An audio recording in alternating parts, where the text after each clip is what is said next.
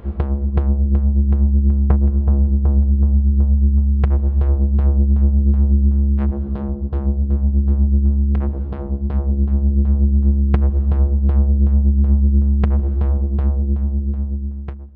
folks, I'm Spence, and on today's episode of Cult Mania we're going to be taking a look at a very camp, very queer sort of musical in the form of Please Baby Please.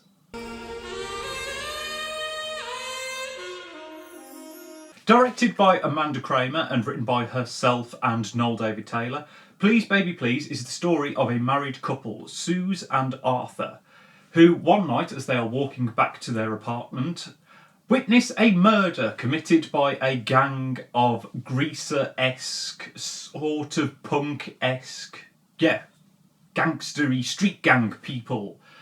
Suze describes them as a gang of brandos, so that's the look that they have. And they become very entwined with this gang. Suze accidentally gives away their apartment number, and a fascination begins to take hold. Notably, Arthur becomes rather besotted with one of the gang in a very definitely homosexual manner. And that's as much as you can really say about the plot of the film. It's a film that is not best served by describing its plot, because it's very much one of those films in which you are just watching a bunch of sequences happen. Every now and again, with a musical interlude, there is only notably, I refer to this as sort of a musical, because there is only one song, but there are dance sequences and moments that are very highly choreographed. But yeah, this is not a plotty film, and in fact I think the lack of a plot is really going to put off certain members of this film's audience, because it just bounces around. It's a list of ideas and scenes that have the vaguest through line.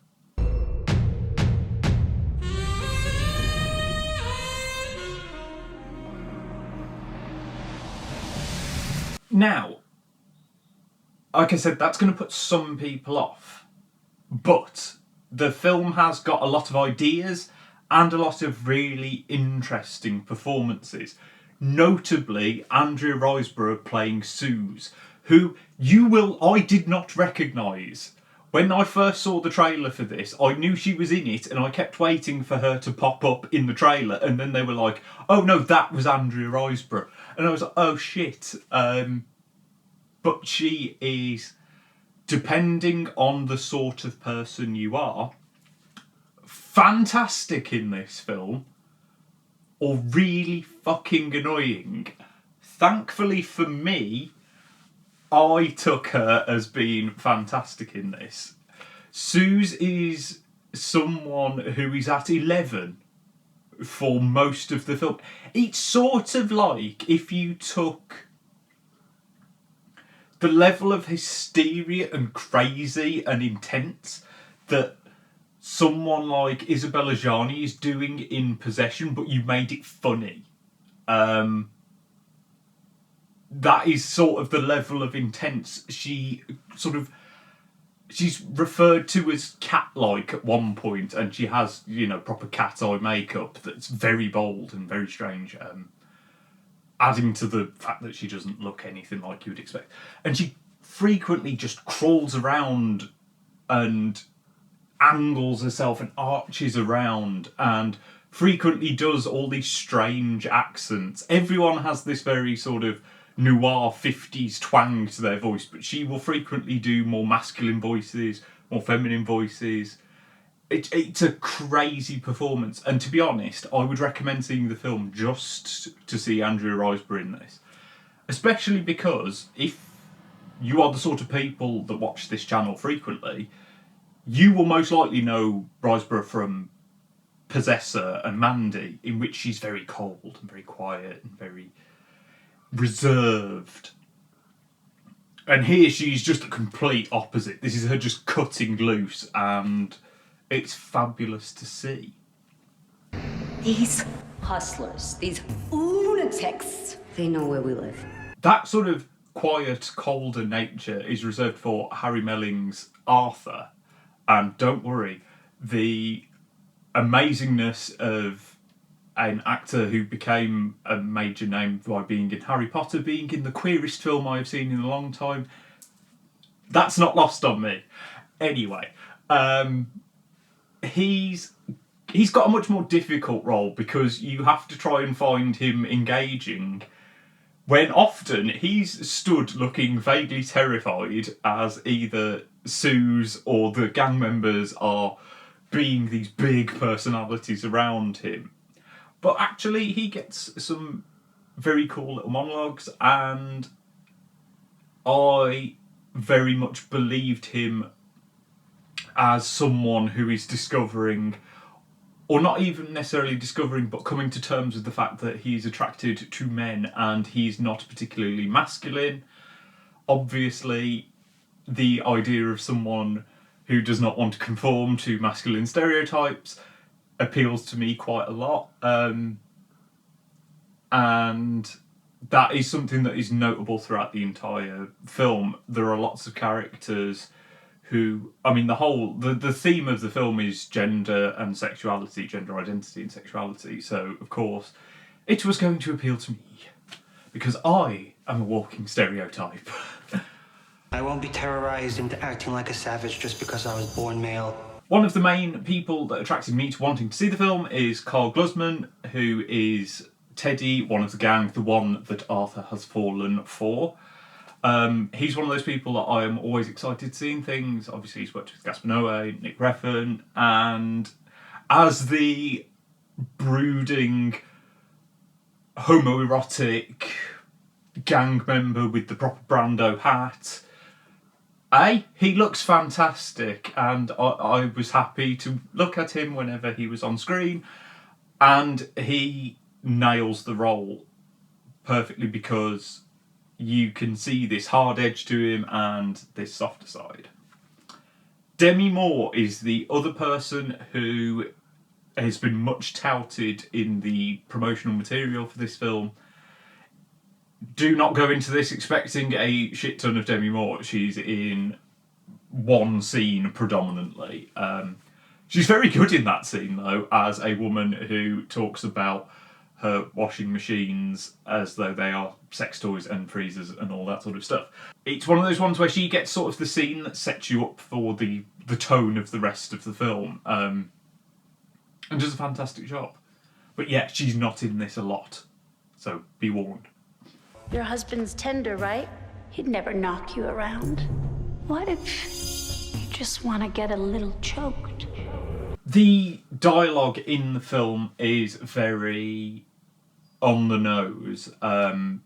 There are a lot of points in which characters will monologue and soliloquize about gender identity and their perceived gender roles, and that can be annoying. There are a few points, it front loads a lot of it, and it did feel like, am I actually watching a video essay on gender? It does chill out later on, which is quite good, and it saves some of the bigger moments that feel like a speech and then there is other stuff, whereas early on it does feel like everyone is setting out what the film's about very early on. And to some points, actually, that it becomes a bit confusing because you're keeping track of all these different characters and what they believe in gender and sexuality and roles in a sexual relationship, and it does feel a bit cluttered. The whole film is cluttered, actually, because there are so many little plot points that get picked up and dropped.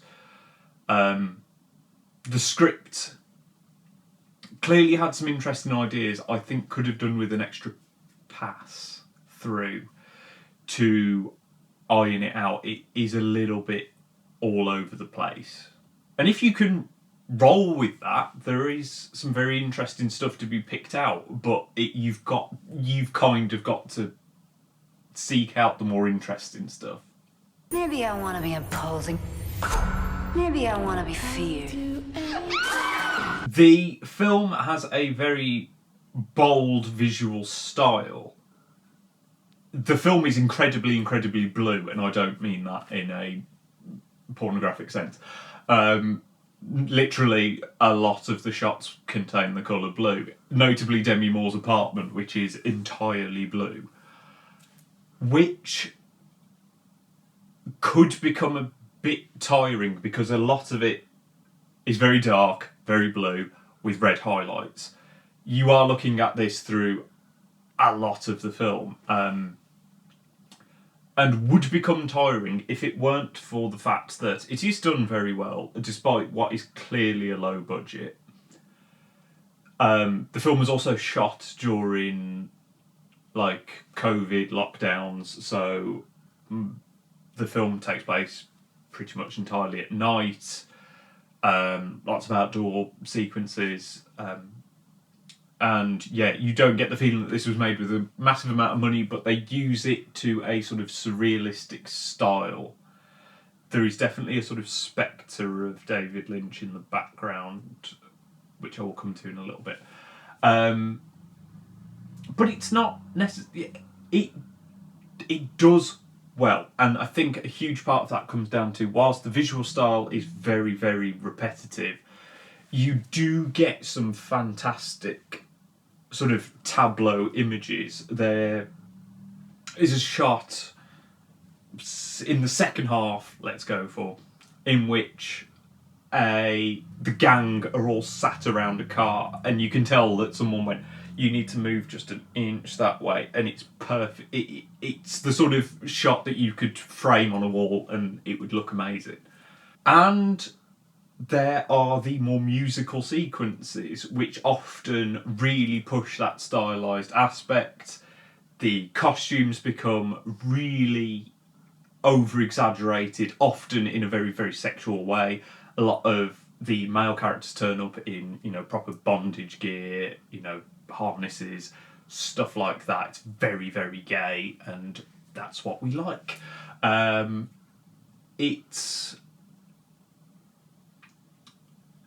very strange, though, because, like I said, these are musical sequences that feel somewhat like dance sequences without anyone having any dance training, and usually rely on really strange imagery, such as Andrea Riseborough getting her arse ironed by multiple men.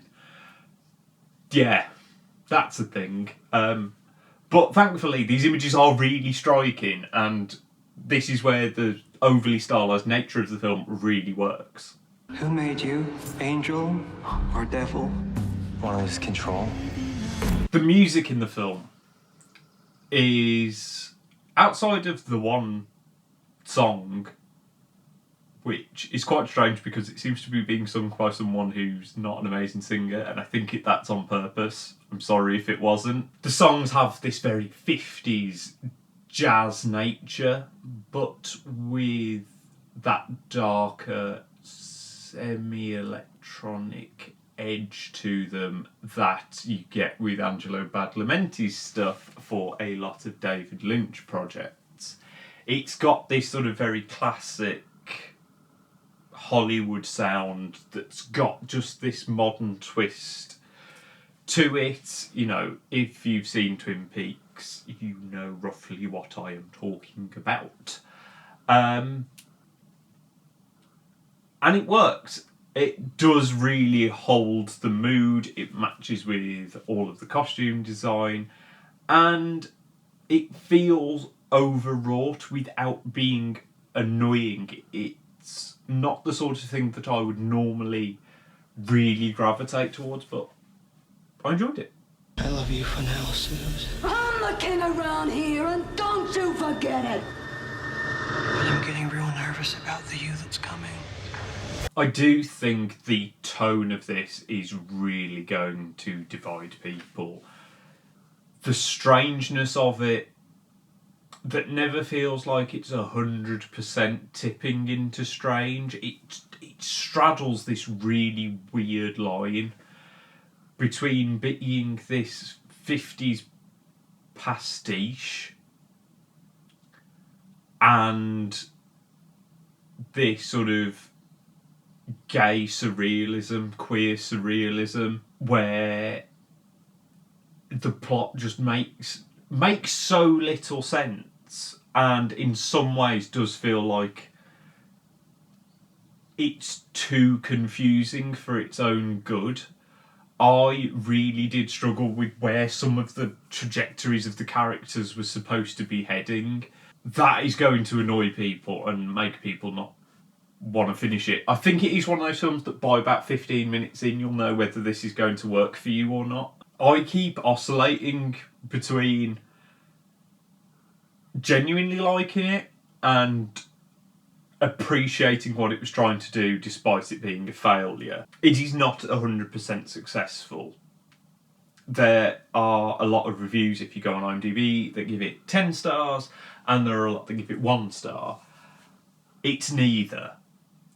Depending on how well I think you get on with Riseborough's role as a whole, if you like her, you're drifting around like a 7, probably. If you find her annoying, you're going to be down at like 4. Because there is too much in it that works to hate it, but it doesn't nail. So many of its ideas are brilliant, and it doesn't quite know what to do with them, and the film sort of just ends, and it feels like something that perhaps slightly got rushed, and could have done with like another pass through.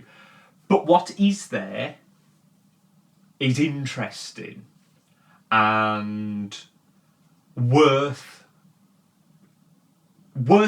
I mean, it's only a 90-minute film, so you aren't losing a great deal of time by giving the film a go.